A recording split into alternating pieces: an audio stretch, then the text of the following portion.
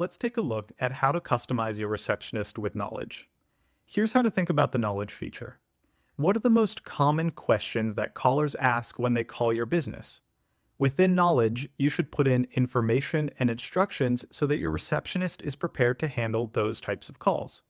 For example, most businesses have a knowledge item for their pricing.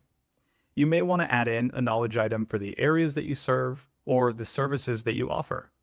That way, if someone calls in and they ask, "Do you offer this service in my area?" or "How much does this service cost?" the receptionist is prepared to answer. Knowledge can also be instructions to follow, the same way you'd give instructions to a human. So let's say I run an HVAC business. I have instructions here on how to handle emergency calls, and the instructions are written in plain English. If the caller says this is an emergency, then ask the following questions: name, phone, have we serviced their unit in the last 2 years? And then I have some more instructions.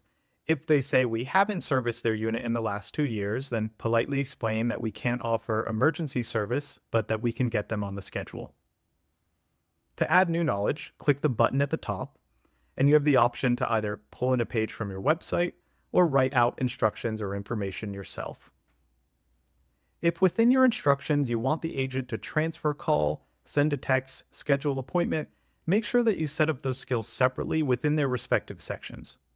All of these features work together, but you need to enable those in order to reference them within knowledge. We don't limit the amount of knowledge you can add, but in general, I recommend not overloading it. Again, think about the most common scenarios that cover 95% of your calls.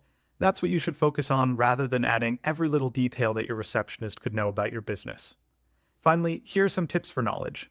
Use capitalized text or bold for emphasizing important rules. Use clear, short bullets over long paragraphs. And avoid emojis or special characters. Hope that helps, and get in touch with our team if you have any questions.